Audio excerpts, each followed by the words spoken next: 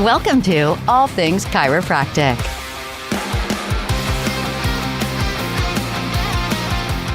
Welcome to another episode of All Things Chiropractic. I'm Paul Andrews. Hello, everyone. I'm Dr. Mark Davini. The episode today, this is about dry needling, which doesn't... We're going to make more than a few points. It doesn't... Even the name itself doesn't sound too appealing to me. It's a needle and it's dry. A lot of people are scared of needles, right? I mean, that's a legitimate... It's a legitimate thing for sure. But let's face it, it's a growing modality. It's something that we get a lot of questions about, truthfully. You know, whether you can or can't do it. Is it or is it not part of chiropractic? So it warrants a discussion. So there's a few points that I really want to talk about. But before that, let's Doc, have you just tell us a little bit about what is dry needling? Like what is it and what does it do? In broad strokes, it's really a treatment for soft tissue, myofascial release types of treatments. So you might say it's almost comparable to the outcomes of a manual therapy treatment technique. Yeah. So the idea is to break up adhesions, to release the fascia. It's soft tissue for sure, as opposed to, say, something like acupuncture, which has more of an energy component attached to it. So when we talk about the technique of dry needling, now, in disclosure, Tools of Practice, we had hosted a couple of these classes a few years ago. So we bore witness to what this looks like. And I have to say... I sat through most of it, and yes. I'm not sure if I would want it done on me, because you have this pretty good size gauged needle, which is solid typically, right? Driving through trigger points and muscle, like really deep. Really deep. I saw one dry needling needle that was like 3 inches long for getting into the thigh. And I'm thinking to myself, I had a different perception of that before the class. I was thinking it was more like acupuncture, where you get these little fine needles that you do almost sub-Q. Yeah. You know what I mean? Some type of shallow penetration of this needle, though I know acupuncture has variations where they go deeper. But I'm just saying, it was not, I've had acupuncture. I just thought it was this variation of acupuncture. Yeah. So let's state it right up front. Dry needling and acupuncture, completely different. Yes, because I also have had acupuncture, and I can tell you that it seemed very, very different. Very different. Yeah, and it's very effective. People that use it, both chiropractors and physical therapists, very common. Those that do have it as a treatment love it. They think it's very effective. I know it's very effective, I know it's very effective, but it is very, very different. It's done for different reasons. It's done in different places. It's not acupuncture. It'd be like saying just because they use a needle, it makes it acupuncture. And that's totally wrong. I want to get into that argument, but before that, from an analogy standpoint, I think of it this way. Acupuncture is like the effleurage of massage, where dry needling is like the Graston of massage. I like that. Do you know what I mean? I do. I like there's that. such a different, a very hostile approach almost. Do you know what I mean? I don't know if you're getting this, but there seems to be a little bit of attitude towards Well, it's trepidation because, Yeah. I mean, I'm not a fan of needles. I give blood, so needles isn't that big of a deal, but it is from a massage. I'm a massage therapist, so from my more modest approach to soft tissue versus aggressive, it's a pretty aggressive. And I agree. I mean, and it's out there. And one not to dissuade you. No, not at all, Paul. We're getting it. I don't mean to do that. But, yeah, no, we're definitely getting the impression you love it. Yeah. But there are definitely states out there where, along with your chiropractic license, you are allowed to do acupuncture if properly trained. Yeah. And that incorporates most of the time dry needling also, as far as scope of practice goes, not that they're the same things, but scope of practice. So this is very common out there. In some states, physical therapists can do it. Mm-hmm. And because physical therapists can do it, a chiropractor might say, well, if they can do it, we should be able to do it. Because what they do, if it's in their scope, it should be in our scope. So there's a lot of moving parts taking place when it comes to dry needling. So let's talk about the territorial battle between these licenses, because we've seen it in some states, including our own, that written into either rules, regs, or policy, there's this, yes, dry needling, first of all, is not acupuncture. That argument, I think, goes away in a lot of reasons why. Let me tell you a few of my justifications as to why dry needling is not acupuncture. And it's not even just about the different approach and how the needles are different typically, and the depth in which they are inserted are different. Let me fall back on our trusted AMA CPT coding. Because AMA has come out back in 2020 with dry needling CPT codes. And they are not the same as acupuncture codes. They are different. So there it is. Right? There it is. I could say, just based on that alone, that if the coding system, which sometimes I'm not a fan of the coding system and how they interpret things, but they have created these different codes, and the descriptions of these codes and the clinical examples of these codes differ from acupuncture. So we're not the only ones who think there's a difference between acupuncture and dry needling. They're two different disciplines. Right. It'd be like osteopathy and chiropractic. We both use manipulation. We both use adjustments. We both put our hands on the spine, but they're done for a different reason. They're done in a different way. They're done under a different protocol. It's different. Osteopathy is not chiropractic, and chiropractic is not osteopathy. Well, and actually, I had a conversation with a chiropractor who's also an acupuncturist recently, and I asked her about dry needling versus acupuncture. And she acknowledged that there are similarities to them, but she did acknowledge that they were not the same thing. So as a result of that, to me, the territorialism of this debate really we should move past it, because one, just because it's in scope for one professional license doesn't mean it can't be in scope for another professional license, right? So now we're talking about market share. And if that's what we're talking about, you're not doing your job, board members, because it's about public protection. It's not about your marketplace. And here's an interesting, just to further the debate, an example of sort of one permutation of all this is that in Massachusetts, acupuncturists have a license that's separate and distinct. And here, it's given to them under the Board of Medicine. Yeah. But yet, physical therapists and chiropractors can do dry needling. But they can't do acupuncture. So, by definition itself, it's separate and distinct, and done for different reasons and done in different ways. Yeah. I think the debate about acupuncture and dry needling being the same is pretty much moot at this point. Mm-hmm. I agree. But what it comes down to now is, in my mind, when you go to school, chiropractic school, are you learning dry needling? Today, not 100 years ago when you started school. Literally. But like when it was, when BJ was your teacher, that's right.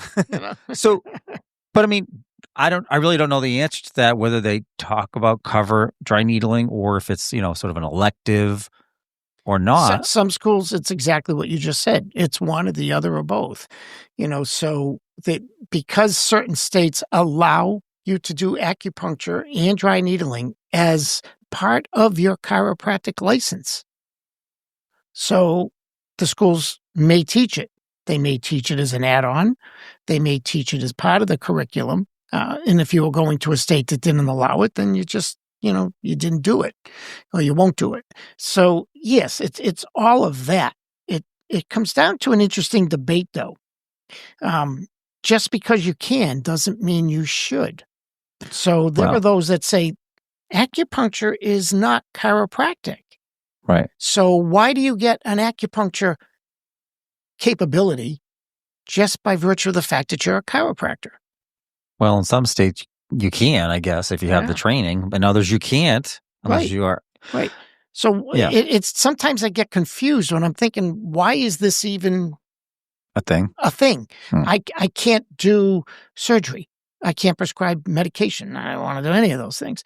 But I'm saying just by virtue of getting my chiropractic license doesn't allow me to do things that are involved in other disciplines. But for some reason, acupuncture has been bundled with your chiropractic degree. In some states, that's perfectly legal. So the extension of that now is we have chiropractic, we have acupuncture, and now we have dry needling, which is, they all have been around for a long time, but now we're separating them out as disciplines that are separate and, distinct disciplines. And some states allow it, some states don't.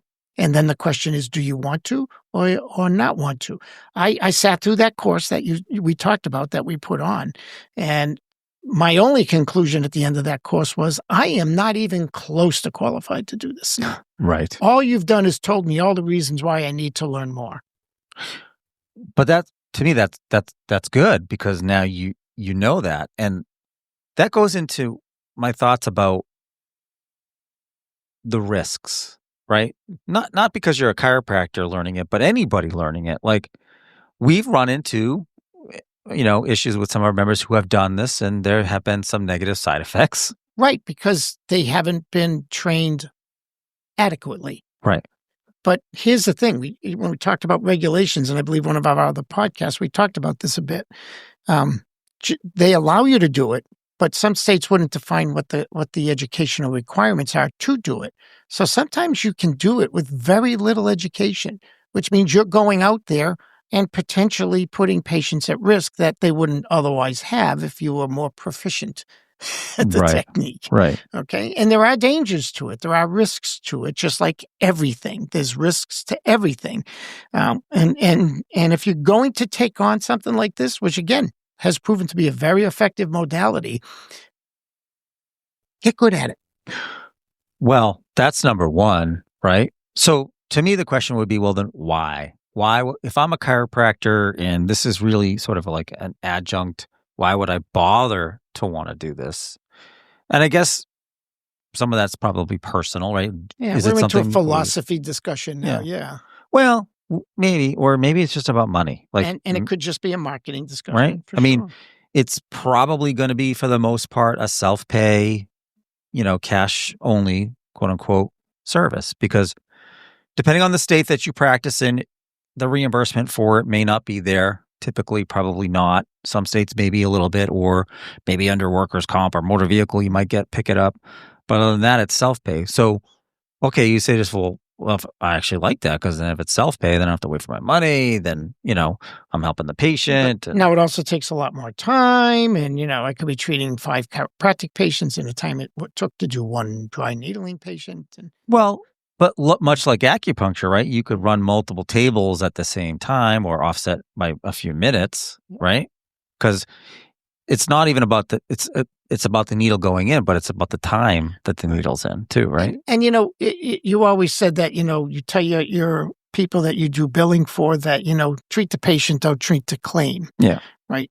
Well, I mean, we should be treating the patient and not your pocketbook. Yeah. So if your motivation for doing dry needling is because you are providing a service that you feel has such value that couldn't be achieved in other ways, please go out and do it. Run with it, because then it will work for you. But if you're doing it because you're just trying to find another thing to charge your patients for, and you only do a cursory course in dry needling, just enough to get by or satisfy a legal requirement, you're not doing anybody any favors. Because first of all, you won't be successful with that practice because your mind isn't in the proper place for it. And your patients won't respond to it because you're not really you're not using it in that healing mode that your mind needs to be. So it's all self-inspection when it comes to this. Well, and there is a bit of an investment here in the reality. So, you need a space for it. You might already have a table for it or not, or if you're going to run multiple. But now you're dealing with sharps, right? So there's a whole different aspect now to your practice. Blood's involved. Right? Blood is involved. Sometimes there's emergency little accident bits of plan blood. on this, right? Yeah. And so there is a lot of considerations beyond just the application itself, which takes mere moments to do, but all of the things around it And how are you going to support that and educate yourself? I think it's pretty clear that a weekend workshop is probably not going to be enough. No. Yeah. No. It might give you a taste, Right. and Like then I you can said, decide, do I want to do all this? I learned in the weekend was everything I didn't know. Yeah, right. I mean, Yeah. we put that, it was what, 12 hours or something It we was a put on? 12-hour And course, yeah. I dare say it didn't seem sufficient. No, it's enough it satisfied the requirement if somebody wanted to go out Yeah. and do it. But like I say, personally, my only feeling was that I learned everything I didn't know. Yeah. And that if I wanted to do dry needling, I would have to go further in my education path and learn it in a way a lot better than one weekend could give me. Right. So, but that's not to say that it isn't an effective modality. I think there are, there's a lot of approaches to it that would allow for relief, I think. And since it's really strongly focused on myofascial release and trigger point types of therapy, yes, you add it to your toolbox. Add it to your Graston toolbox or your rock tape toolbox. Add it to your ART toolbox or your myofascial release, types of techniques. It's another way to do something that there are other ways to accomplish, and you as a practitioner has to decide whether or not you want to add it to your repertoire of techniques. I'm an activator practitioner, but I also am a Gonstead. I'm proficient in Gonstead. So that means that maybe sometimes I'll do it this way and sometimes I do it that way, as opposed to saying, nope, I'm only a Gonstead practitioner and I'll never do it differently. So it depends on your practice philosophy, your belief system, how you want to present yourself to the public, all of that. And then if you decide to do it, please go out, get a good education in it so that you minimize risk to patients and become most effective. As the chiropractor in the room, where do you see this like fitting in or complementing the adjustment? I consider it a modality, just like all other modalities. I consider the chiropractic adjustment the primary procedure of what we do. Nothing touches the adjustment. All the other secondary procedures or supportive procedures will assist components of the subluxation. So maybe there is a muscular component that will respond to the adjustment only, but maybe it might take longer for that muscle to relax or that adhesion to break up or whatever. So I use a modality. And I would put this in my list of modalities to say, I want to release this fascia. So I have in my toolbox what we just said, ART. I have Graston rock tape. I have now I have dry needling. So to me, it's not the be-all, end-all. As opposed to, for example, acupuncture, which as a discipline is presented as a be-all, end-all. It's a technique for healing the body, but also to enhance its wellness, like we believe chiropractic adjustments are. It helps relieve certain ailments, but we also believe there's a wellness component to it. So acupuncture is more all-encompassing than dry needling. It would be the difference between the adjustment and performing an ultrasound to assist the adjustment. Well, acupuncture is all-encompassing, but dry needling may adjust a specific component of that patient's problem, like a trigger point. It's funny because it made me think of a friend of mine who's passed away now, but acupuncturist. And he was doing his doctorate. He had been an acupuncturist for a long time, but he wanted to go back and get his doctorate. And he did his thesis on the curing and healing effects of relaxation. And his point or his approach even with his acupuncture practice was as much emphasis, if not more, on the time between the insertion of the needles. Yes, where they go and how they go is important, but it's that time where the patient is just still and assimilating and relaxing and the positive effects of that in the healing process, which I thought was really interesting. It is, and again, it's all these things you incorporate into practice. And as a chiropractor, in my mind, in support of the adjustment, not in replacement of, and certainly not as effective as the adjustment in and of itself. it lends to a quote from Voltaire. Again, Voltaire. someone else you heard primary source probably. The art of medicine consists of amusing the patient while nature cures the disease. And that's it. Right. Are you trying to be the person who consciously directs the change? That's allopathic. I'm trying to tell the body what to do as opposed to ask the body what it needs. And BJ used to always say that if you're consciously doing something for a specific purpose, then you've become allopathic, as opposed to doing what the body asks you to do for it and let it heal itself. What's the old saying? You don't need any interference, right? I mean, you don't need any interference with the body for it to heal, right? That's the whole approach of chiropractic. Sometimes chiropractic can be, we'll say, executed allopathically. I am treating the pain. And that's okay if that's your discipline. And if that's your discipline, this is another modality for you to use to treat pain. But if you believe that the adjustment not only can heal someone's pain, which I actually said that incorrectly, the adjustment doesn't heal the pain. The adjustment removes the interference and allows the body to heal the pain, and maybe even something more than that, then dry needling just becomes supportive at best. Clinically, take me through this, right? Because I'm a massage therapist, and my approach with my clients is not about forcing the issue when it comes to working on them, whether it's a trigger point, it's myofascial release, whatever it is. And my perspective of dry needling and other modalities, doesn't have to just be dry needling, is you're forcing the issue. Like Graston, you're forcing the issue. Mm-hmm. Maybe it's just my philosophical approach wouldn't be that. Well, probably, I would say, and I agree with you, as a chiropractor, I always wanted to ask the body what it needed and gave it what it needed, not necessarily what my conscious brain thought that it should have.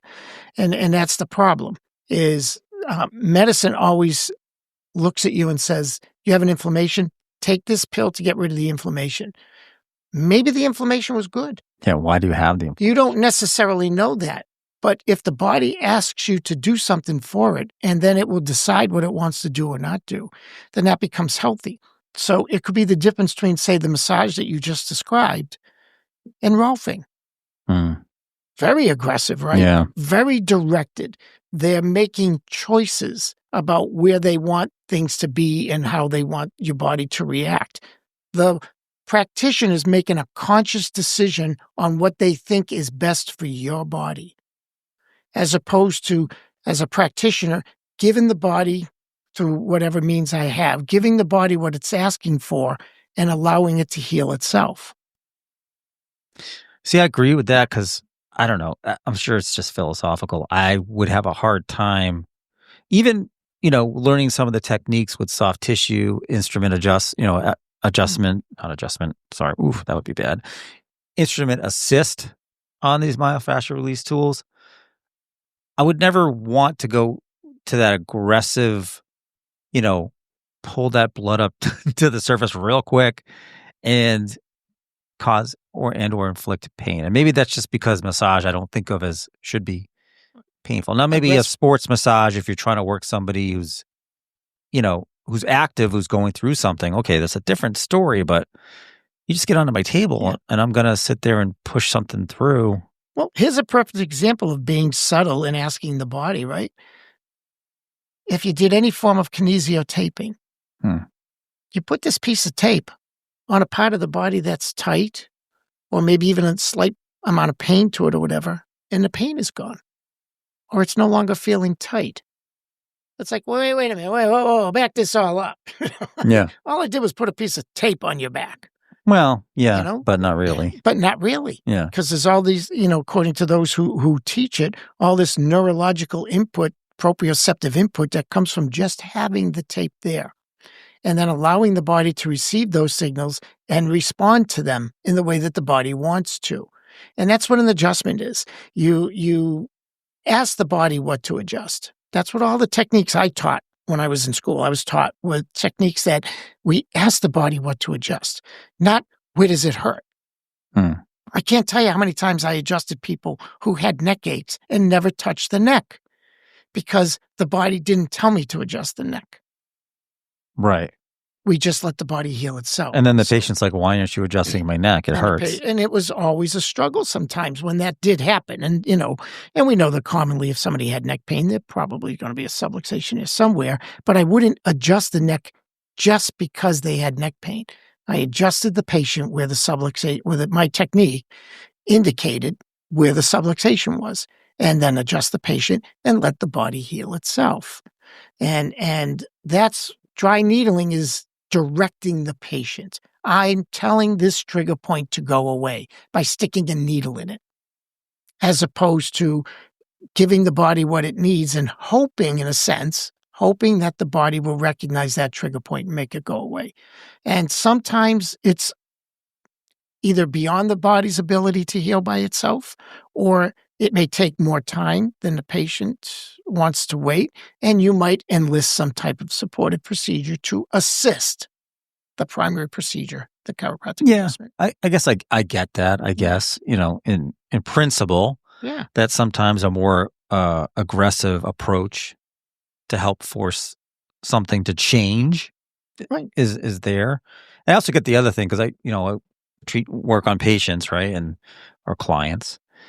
And they're like, oh, my back, I get this knot, and I start on the occipital ridge, and they're like, "What are you doing?" I was like, this is where your trapezius attaches, or one of the places. Like, we're going to work from one end and try to smooth out the blanket, From one, and they're just like looking at me like I've got 10 heads. Yeah, I was like, say, unfold that wrinkly blanket. I might be in the wrong place. I need an adult. and that's the challenge: is making patients understand why you're doing and why you're doing it. And if your approach is directed toward the area of pain, it's less explanation for sure. If your approach is more holistic, then it requires some explanation. And we've said this over and over again, that a self-pay practice isn't easier. It's just different than an insurance practice because it requires more education. Same thing with dry needling. You go, if you're going to incorporate something that appears to be so different from everything else you do, it just requires that attention and education. And there's another psychology of the patient you might have to overcome, which is needles that you don't normally deal with in your practice. 2 and 3 inch long needles. Maybe not show them. Hey, this is what I'm going to stick into your thigh, like 3 inches. But but I mean, there is that aspect of it that you have to be confident about. I guess it goes to like everything, right? You can't sell what you don't own, right? So that's exactly right. And you better own it. And I think our collective opinion here is that maybe use a weekend workshop to expose yourself to it, but not feel so confident to just dive in on Monday. Right. Remember, Jim Parker used to say that statistically, it's the 80-10 and 10 rule. 80% responds and gets well from chiropractic, 10% improve, and 10% don't respond. But the difference is my 10% may be different than your 10%. So a lot of chiropractors will say, I am going to add modalities to my practice to mitigate that 10%. And maybe I can reduce my non-response rate to a lower percentage because now I have more tools in my toolbox or tools of practice. Ooh. So, but I'm boom. So I was looking for quotes on dry needling, like some. Go ahead, stick it to them. No, it wouldn't be. This isn't. They all. Maybe it was just me, but they all came into like fear and courage because of needles. Isn't that a bourbon? Right. Yeah, right. But Mark Twain said, courage is resistance to fear, mastery of fear, not absence of fear. Right. So if you're fearing needles or you're fearing maybe exploring this, master that fear and take a look at it. Why not? Yeah. Master it through your education. Right. And don't let Paul Andrews dissuade you. Please. From dry needling, because it wouldn't be something I would do or want to do. Exactly. I'm open to it. You know what I mean? He's trying to make a point. Oh my gosh. Wow. On that note, thanks again for joining us for another episode of All Things Chiropractic. I'm Paul Andrews. Dr. Davini. You're there. Thanks for listening to All Things Chiropractic. We'd love to hear from you. Visit allthingschiropractic.com with comments, episode ideas, or questions. or connect with us on Facebook and Instagram at All Things Chiropractic Podcast. Be sure to join Dr. Mark Davini and Paul Andrews next time for another episode of All Things Chiropractic.